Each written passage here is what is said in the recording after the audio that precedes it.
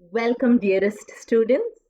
In today's video, we're going to discuss the short story, The Boy Who Broke the Bank, written by Ruskin Bond. So this story shows us the power of rumor and the domino effect caused by a single piece of unverified information. Now, let's look at the story in depth. Nathu grumbled to himself as he swept the steps of the People Nagar branch owned by Seth Govind Ram. So what is Nathu doing? He's complaining. He's complaining as he's sweeping the steps of the bank. He used the small broom hurriedly and carelessly, and the dust, after rising in a cloud above his head, settled down again on the steps.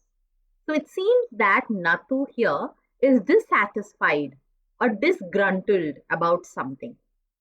As Nathu was banging his pan against a dustbin, Sitaram, the washerman's son, passed by. Here he's showing his anger or dissatisfaction by banging the dustpan against the dustbin. Sitaram was on his delivery round. He had a bundle of freshly pressed clothes balanced on his head. "Don't raise such dust," he called out to Nathu. "Are you annoyed because they are still refusing to pay you an extra 2 rupees a month?" So here, Sitaram doesn't know why Nathu is dissatisfied. So he's saying, "Are you annoyed because they are not paying you an extra 2 rupees a month?" So unfortunately, Sitaram, without knowing, was adding fuel to fire. Let's see why. "I don't wish to talk about it," complained the sweeper boy. "I haven't even received my regular pay." So he's like, let's forget about the extra 2 rupees a month. I haven't even received my normal salary. And this is the 20th of the month. Who would think a bank would hold up a poor man's salary? As soon as I get my money, I am off. So he's decided as soon as he gets paid, he is going to leave. Not another week I work in this place. So here, Nathu is sharing his grievances with the washerman's son. And Nathu banged the pan against the dustbin several times just to emphasize his point and giving him confidence. So here he is venting out his frustration by banging the dustpan several times onto the dustbin, and by doing that action, it is also giving him conviction that he can leave his job. "Well, I wish you luck," said Sitaram. "I'll keep a lookout for any jobs that might suit you." And he plodded barefoot along the road.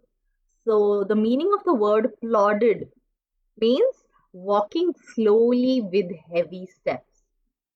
So because he had a big bundle of clothes hiding most of his head and shoulders, so that is why maybe he was plodding. At the fourth home he visited, Sitaram heard the lady of the house mention that she was in need of a sweeper. Tying his bundle together, he said, "I know of a sweeper boy who's looking for work. He can start from next month," because he knew as soon as he gets a salary, he's going to leave the job. "He is with the bank just now, but they aren't giving him his pay and he wants to leave." So here he casually mentions that he is not getting his salary. "Is that so?" said Mrs. Srivastav. "Well, tell him to come and see me tomorrow." It was a win-win situation for both the sweeper boy as well as Mrs. Srivastav, because he wanted a new job and she wanted a new sweeper. And Sitaram, glad that he had been of service to both a customer and his friend, hoisted his bag on his shoulders and went his way.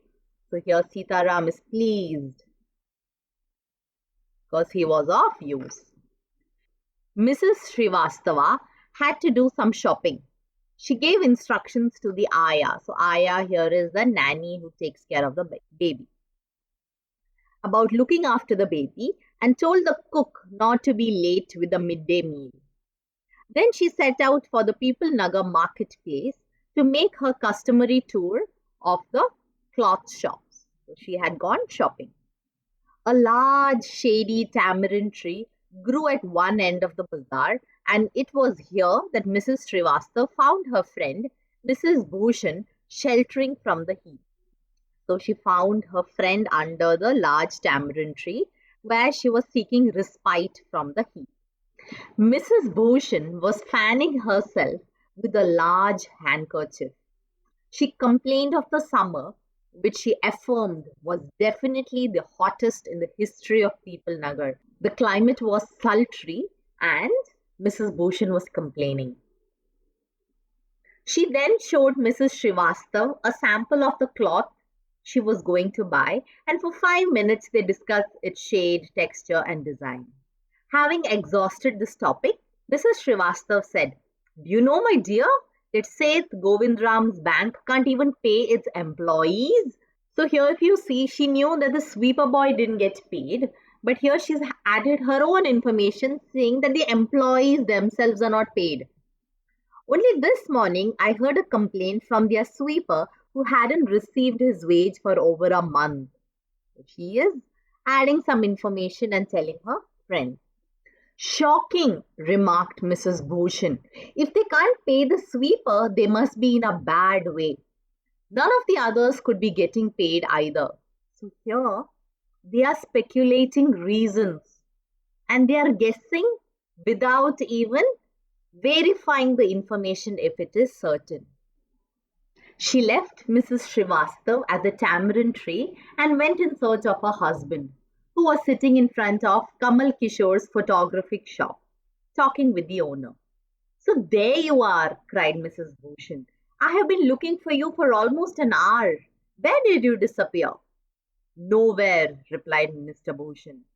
"Had you remained stationary in one shop, I might have found you. But you go from one shop to another like a bee in a flower garden." So Mr. Bhushan is saying, because you hop from one shop to the other, it was difficult for me to find you. That is when Mrs. Bhushan says, "Don't start grumbling. The heat is trying enough." She's saying, "I'm already irritated because of this sultry, hot and humid climate. I don't know what's happening to People Nagar. Even the bank's about to go bankrupt. So here she has come with the assumption that the bank has not paid the employees, so that means it is bankrupt." "What's that?" said Kamal Kishore, sitting up suddenly. "Which bank?" "Why, the People Nagar Bank, of course. I heard they have stopped paying the employees. Don't tell me you have an account there, Mr. Kishore." So he says, "No, but my neighbor has," he exclaimed. And he called out over the low partition to the keeper of the barber shop next door. So now the information is spreading like wildfire. That's an idiom. Spreading like wildfire, which means information is going very fast. "Deep Chand, have you heard the latest? The People Nagar branch is about to collapse. You better get your money out as soon as you can." So now people have started to get panicked because they believe that the bank is about to collapse.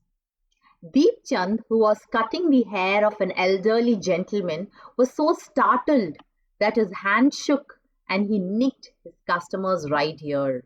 So Deep Chand was shocked to listen to this piece of information and he accidentally nicked the customer's ear. The customer yelped with pain because he had cut a small part of his ear with the scissors, but he was in distress also because of the awful news he had just heard that the bank was about to collapse. With one side of his neck still unshaven, he sped across the road to the general merchant store where there was a telephone. So here he had disregard to his appearance. Even if he was half shaven, he jumped out and he left to make a phone call. He dialed Seth Govind Ram's number because he wanted to verify. The Seth was not at home. Where was he then? The Seth was holidaying in Kashmir. Oh, was that so? The elderly gentleman did not believe it. He hurried back to the barber shop and told Deepchand, "The bird has flown. Seth Govindram has left town." Definitely it means a collapse. So here again they are speculating that since Seth Govindram is not here, it means that definitely the bank is collapsing. The news spread through the bazaar with the rapidity of forest fire.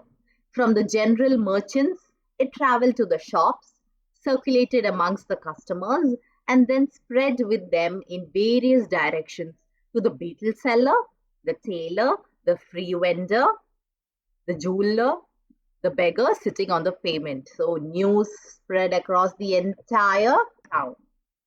Old Gunpat the beggar had a crooked leg. He had been squatting on the pavement for years calling for alms because he was handicapped. In the evening, someone would come with a barrow, so like a wheelbarrow, and take him away. He had never been known to walk. But now, on learning that the bank was about to collapse, Gunpat astonished everyone by leaping to his feet and actually running at top speed in the direction of the bank. It soon became known that he had 1,000 rupees in savings. So here, old Gunpat was deceiving people that he was handicapped and he could not walk.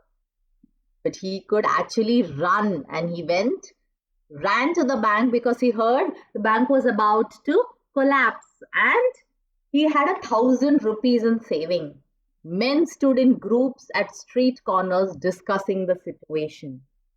People Nagar seldom had a crisis. So people Nagar never had a crisis or never had floods, earthquakes, or drought. And the imminent crash of the People Nagar Bank set everyone talking and speculating and rushing about in a frenzy.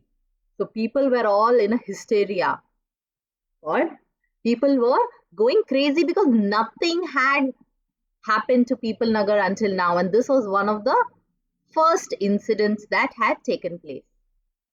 Some boasted of their far-sightedness. So here some people started boasting, saying, yes, we already anticipated such a situation, and that is why they had taken the money, congratulating themselves on having already taken out their money or on never even having a bank account. Others speculated on the reasons for the crash, putting it all down to excess indulgence in by Seth Govindram. So they started finding reasons of why it would have crashed, and they started speculating that maybe Seth Govindram is indulging in a lot of lavishness in his life, and that is why maybe the bank crashed.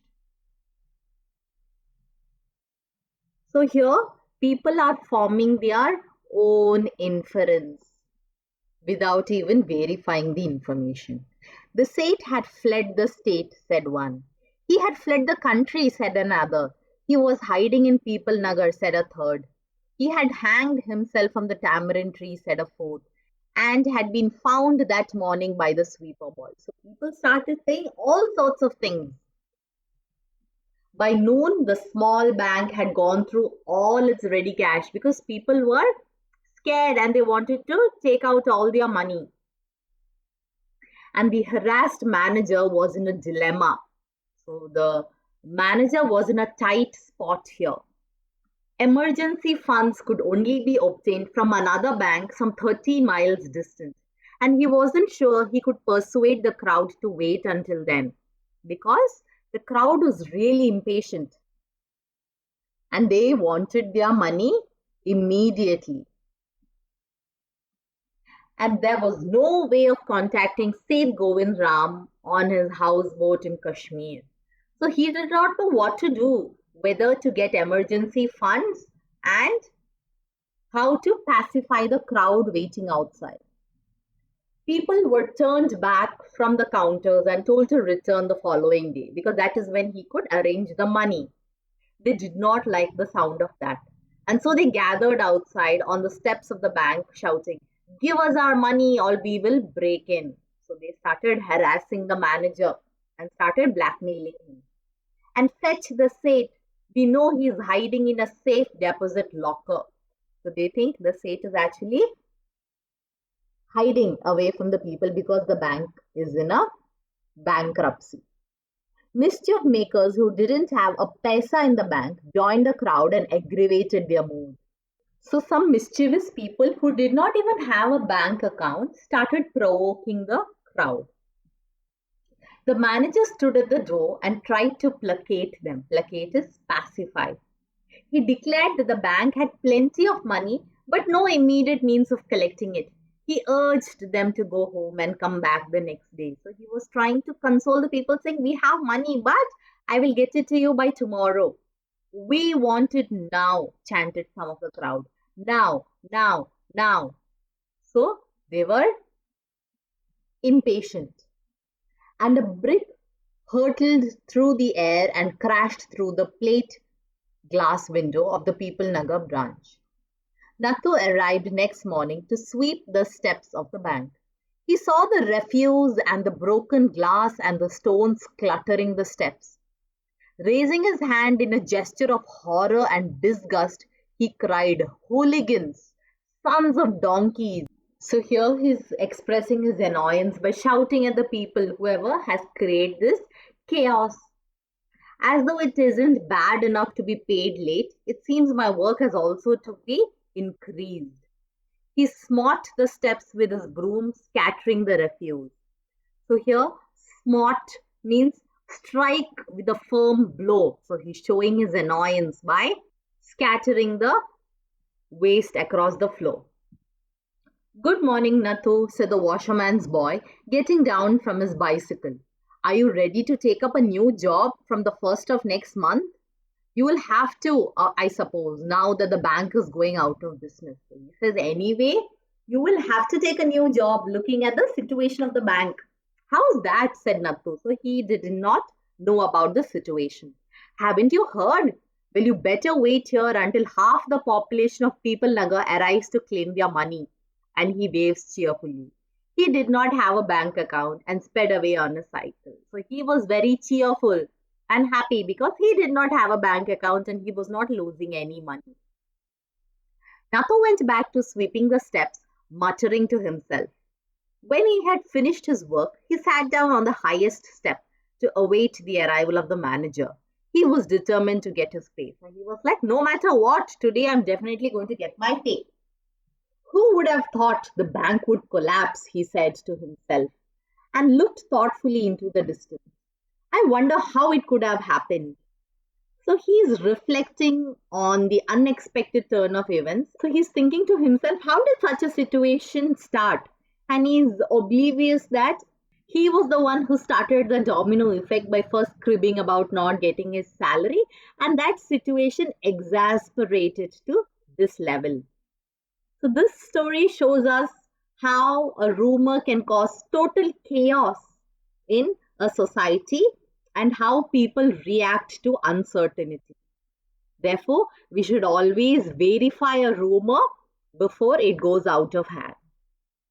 Thank you so much for listening. Now, I would recommend you to go solve the multiple choice questions, this short story. I will be adding the link towards the end. All the very best and God bless.